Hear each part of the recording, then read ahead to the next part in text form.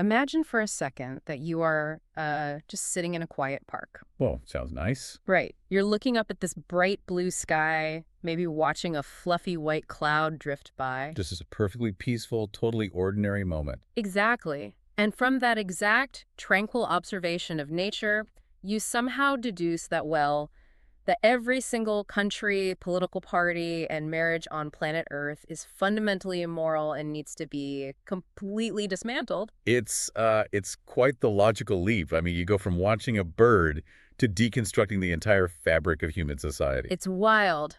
But in this highly unconventional and deeply provocative philosophical text we're looking at today, it's called The Roadmap of Life and Life. That is exactly the blueprint the author, Xu Feng, tries to draw. Yeah, it's a map that essentially claims your mortgage is a moral failing. Right. And that absolute freedom requires abandoning, like, almost everything you know about human civilization. Which is why our mission for this deep dive today is to explore the actual architecture of this argument. Because it attempts to redefine morality from the ground up, dismantle our oldest institutions, and then, and this is where it gets really out there, it charts a literal cosmic map to alternate dimensions. Using this massive, incredibly complex synthesis of the world's major religions. It's a lot. And, because this text makes such sweeping, radical claims about political structures and societal norms. And theology. Don't forget the theology. Right.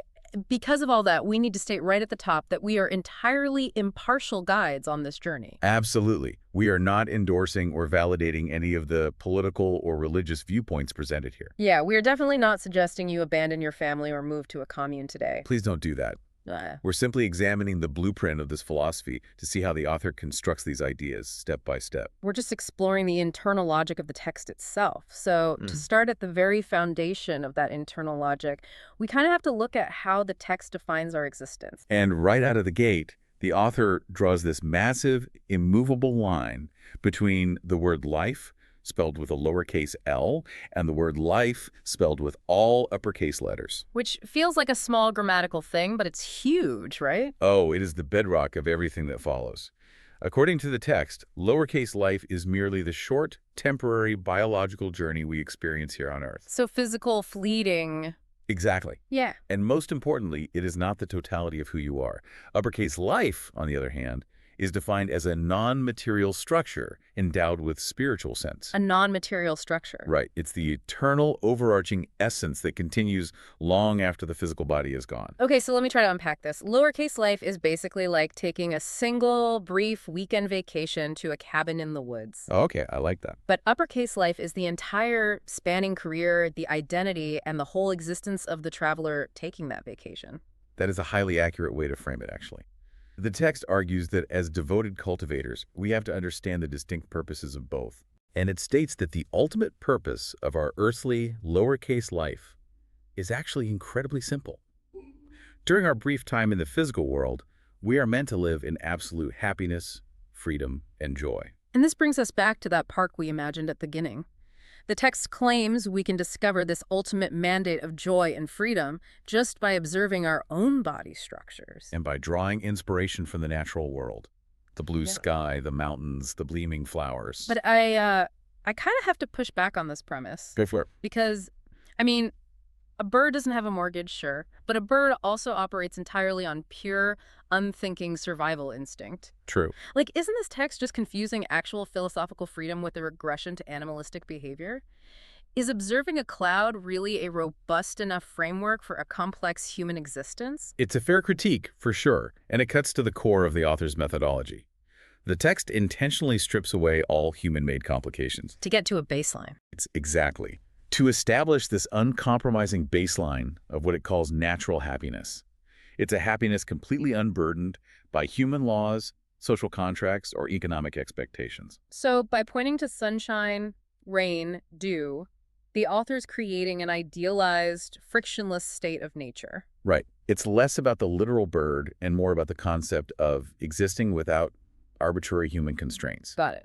And establishing that absolute unconstrained natural freedom as the highest possible good, that's a necessary strategic move for the author. Because once you accept that premise, the text has the platform it needs to radically redefine what it means to be a moral person. Exactly. If the highest good is to be as free and unburdened as the natural world, then anything that places a burden on you becomes, by definition, an enemy of the good. But wait, if unburdened nature is the absolute baseline for morality, that instantly puts the entirety of human civilization in the crosshairs. Oh, it absolutely obliterates the conventional view of civilization. Because what is civilization if not a massive complex system of burdens, rules, and mutual obligations? Yeah, the text explicitly redefines the word moral. It states that anything that maintains our original nature and brings a happy, joyful, free life is moral. Which means? Which means immoral is defined as any theory, behavior, or lifestyle that stops or prevents people from leading that free life. Wait, if that is the working definition, that means the very institutions we rely on for stability are suddenly the villains. That's the logical conclusion. And the text doesn't shy away from this at all. It explicitly claims that the nuclear family, countries, religions, and political parties are fundamentally immoral. It really doesn't hold back. It even singles out marriage and the country as being very immoral because they impede people from leading a joyful, free life. I know, it sounds totally jarring. It feels entirely counterintuitive. Usually, philosophical frameworks treat marriage and family as the ultimate stabilizing forces of a healthy society. Why single them out as the ultimate evil? Well, it's a shocking inversion of traditional values, but it actually has a distinct logic within the framework of utopian philosophies. How so? Philosophically speaking, the nuclear family is a closed ecosystem. It demands your primary loyalty, your time, and your resources. Okay, that makes sense. If we look at the actual architecture of what a marriage doctrine or a national border does, it creates ownership. It creates rigid boundaries and obligations. Like, you belong to this spouse, you belong to this country. Right, you owe these taxes, you prioritize these specific children over all others. Wow. So a constitution or a marriage certificate isn't viewed as a bond of love or order. To this author, it's a literal chain of ownership. Exactly. It's inherently limiting your freedom to exist like the cloud or the bird. And that is exactly why utopian movements historically target the family unit. To free someone completely, or, well, more accurately, to redirect their loyalty toward a new overarching ideology. You have to sever that primary tribal loyalty to the spouse and the immediate family. The text argues that these bonds stifle ultimate freedom, inevitably leading to conflict, jealousy, and war. Right, because if freedom is the only moral good, then any system of constraint, no matter how normalized by society, is an immoral evil. Okay, let's bring this down to reality for a second. Please. Because if someone listening to this is currently married, has a couple of kids, maybe a 30-year mortgage. Like a lot of people. Yeah. Does this text expect them to just abandon ship tonight? Because blowing up your life and leaving your family behind sounds like it would cause an incredible amount of pain and chaos. Which directly violates the author's own mandate to create happiness and joy. Right? Exactly. If civilization is the problem, where do we actually physically go and how do we get there without causing a total disaster? The author is highly aware of that paradox, actually. And the text provides surprisingly structured, pragmatic instructions for this transition. Oh, really? Yeah, the destination is a proposed lifestyle called the New Oasis for Life of Lifechanyuan, but it absolutely does not advocate for chaotic abandonment. So it recognizes that earthly obligations are real. Yes. So the protocol depends on your situation. If you are unmarried, the instruction is straightforward. Simply do not enter into the institution of marriage. Just bypass the trap entirely? Bypass it.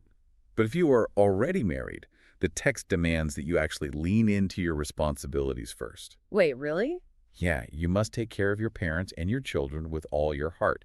You are required to pay off your secular debts and finish all of your earthly affairs. So you can't just walk away. No, you cannot. Only once you have handled those responsibilities thoroughly and responsibly do you enter the new oasis. And crucially, you are instructed to do it with your spouse. Wow.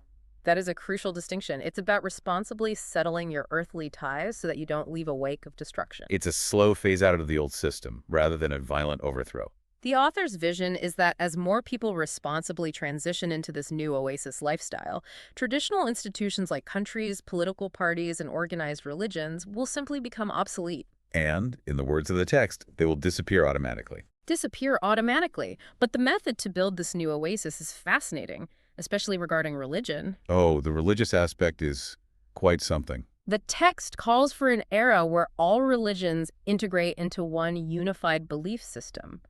It explicitly dictates that we need to listen to the teachings and guidance of Jesus Christ, Buddha Sakyamuni, Lao Tzu, and Prophet Muhammad simultaneously. Which sounds impossible, right? Yeah, how does that actually work mechanically? Because these religions have fundamentally different theological architectures. They make mutually exclusive claims. You can't just throw them in a blender and hit pulse. Exactly. You're right, they are traditionally viewed as mutually exclusive, but the author doesn't treat them as a buffet where you pick and choose contradictory doctrines. Lucy do then. Instead, the text attempts to locate a single underlying thread, almost like a unified field theory of spiritual physics that it claims all these figures are pointing toward. The vision is an era where the whole world will be one family. Right. It paints this utopian picture where borders vanish, no one bolts their doors at night, and no one would even pocket an item they found on the ground. Because the very concept of personal ownership has been completely transcended. Exactly. Okay, so let's say we've done it. We've settled our earthly, lowercase life affairs. We've paid off the mortgage, raised the kids,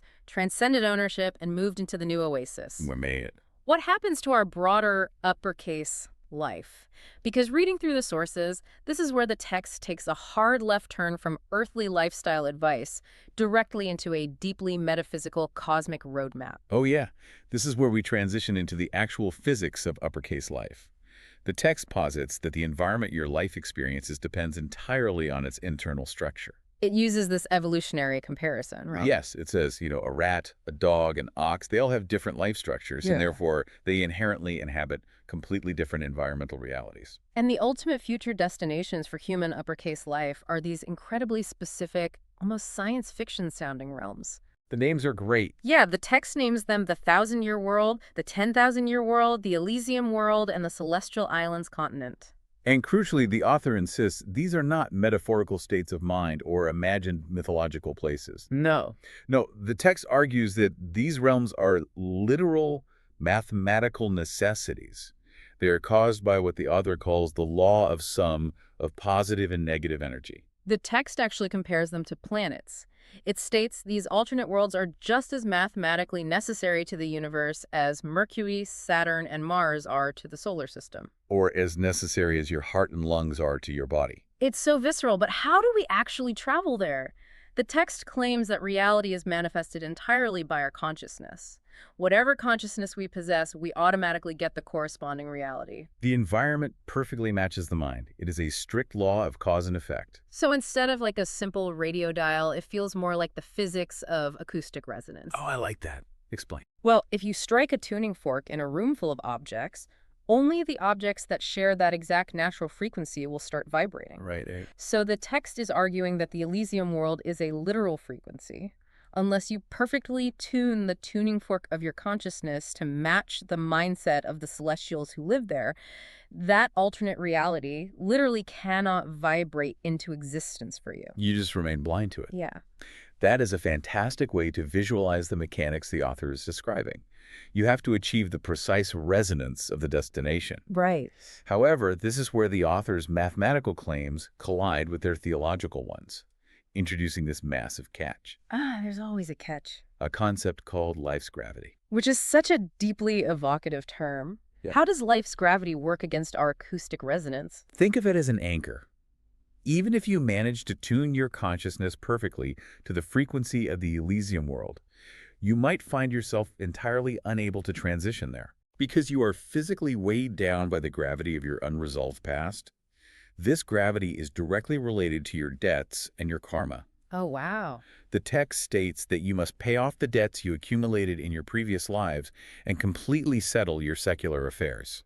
So to mix our metaphors, you could have your tuning fork humming at the exact frequency of the Celestial Islands, but you are shackled to the floor by the dense, heavy gravity of your own unpaid debts. Exactly. And the author pulls directly from the Christian Bible here to validate this physics, referencing Jesus. Right. The pennies. Yeah, the text notes that Jesus warned his followers that if they still have debts, even so much as 1 penny, they will absolutely not be able to get away from their current place. The debt is literal gravity. Literal gravity. Which presents us with the ultimate mechanical problem of this entire philosophy. If karmic gravity permanently traps us here on Earth, how does the text propose we cut those chains? How do we get out? Yeah, how do we achieve the escape velocity needed to reach these higher mathematical dimensions? Well, the text solution is a concept known as formless almsgiving. And this is where the author pulls heavily from Buddhism, specifically the Diamond Sutra. Yes. So formless almsgiving essentially means giving, whether that's wealth, time, or compassion, without any attachment to the act of giving itself. And without the expectation of reward, right? Exactly. You don't view yourself as the giver, you don't view the recipient as the receiver, and you don't attach value to the gift. It is an act of pure, unblemished flow. But wait, there is an inherent psychological paradox here. What do you mean? Well, if the text is telling you to perform formless almsgiving, specifically so you can achieve the escape velocity to reach the Elysium world, Right. then you do have an expectation of reward. You are giving to get a cosmic payout. Doesn't that immediately cancel out the formlessness of the act? Ah, yes. It is the classic trap of spiritual materialism. Yeah. And the author attempts to bypass this paradox by shifting the focus entirely away from individual salvation and toward a collective planetary mission. Okay, so it's a team effort. Right. The text insists that the ultimate way to execute this formless almsgiving is by dedicating yourself entirely to building the Lifechanyuan era on Earth. So you stop worrying about your own escape velocity and you focus on making everyone else lead a happy, free, and blessed life. Exactly. And the text is highly specific about who everyone is. Right. It lists out these extreme societal contrasts. It mandates that it doesn't matter if someone is a president, a minister, a civilian, a sex worker, a thief, or a robber, You are required to facilitate their happiness. while simultaneously restoring the ecological beauty of Mother Earth. It is a staggering, all-encompassing mandate. It's an overwhelming directive. I mean, how does an individual actually execute that? Yeah, what's the instruction manual? The text says you must act according to the teachings of Lao Tzu and the Tao Te Ching. It quotes the idea that the sage embraces the one and becomes the model of the world. Embraces the one. Right. By possessing this one, the heavens are clarified, the earth is stabilized, and all things live and grow in natural harmony. And this is where the text executes its final dizzying synthesis of worldviews. It asks the reader, like, what is the actual core of this one from Lao Tzu? And it answers its own question by stating that the core of the one is the way of the greatest creator. And to back up that claim, it immediately quotes Prophet Muhammad from the Quran. Yes, saying that Allah, the greatest creator, is the only one who can give you leave to overpass the bounds of the heavens and the earth. It is such a remarkable attempt to weave these disparate traditions into a single, unified action plan. The author is arguing that Lao Tzu's one, the Quran's Allah, Buddha's formless alms, and Jesus' teachings are all describing the exact same underlying mechanism of uppercase life. Okay, but if we distill all of this incredibly dense philosophy down to a single practical directive for someone listening right now, Down to earth, yeah. what is the actual takeaway? I mean, we have karmic gravity, Jesus's pennies, acoustic resonance tuning forks, and a unified theory of world religions. How does a regular person actually apply this architecture on a Tuesday? Right. When you zoom out and look at the actual architecture of this philosophy, the final directive distills down to a single principle. Which is, You must save treasure in heaven. You do this by accumulating merits through selfless action. okay, And according to the author, your biggest possible merit, the greatest wealth you can possibly store up to counteract your karmic gravity, is pioneering this new era of unconditional freedom and joy for the rest of humanity. which echoes Jesus once again. Yes. The core thesis is that wherever your wealth is, that is exactly where your heart will be. And wherever your heart is, that is where your future reality will inevitably manifest. Man, we have covered a massive amount of conceptual ground today. We really have. Let's do a quick wrap-up of the sheer scope of this roadmap. We started by simply observing blue skies and flying birds to find an unburdened baseline for natural happiness. A nice, quiet park. Right. And from there, we moved into a radical, highly provocative dismantling of human civilization, labeling the nuclear family, marriage, and nations as fundamentally immoral because they create chains of ownership that restrict freedom. And finally, we ended up exploring the physics of uppercase life. Acoustic resonance, karmic gravity, and a multi-religious master plan designed to help us achieve the escape velocity needed to reach mathematical alternate dimensions like the Elysium world. It is a sweeping, staggering attempt to explain the totality of existence. Totally. But bringing it back to you, the listener, regardless of what you make of the mathematical claims of alternate dimensions or the controversial dismantling of the family unit, this text does offer a fascinating, albeit intense mirror. Oh, so? It challenges us to examine the nature of our own attachments. What is your specific gravity? That's a great question. It forces a difficult look at our lives. Sure. Our current everyday societal structures, the rules we rigidly live by, the boundaries we aggressively defend, truly serving our ultimate capacity for joy and freedom. Or are they just arbitrary weights tying us down to the launch pad? Exactly. It is a heavy question to sit with. And I want to leave you with a final lingering concept to chew on today, something that builds directly on the text's core assertion that reality is manifested by our consciousness. Okay, let's hear it. If this author's physics are correct, and we really do have to perfectly match the acoustic resonance of celestials to vibrate a better alternate world into existence, Yeah. how do we know that our current, deeply flawed, conflict-heavy, earthly reality isn't just a collective consciousness that we have all accidentally tuned our tuning forks to together, Oh, wow. right? And if that is true, if our reality really is just a shared frequency that we're collectively sustaining, could we change the entire world tomorrow just by collectively choosing to change our minds today?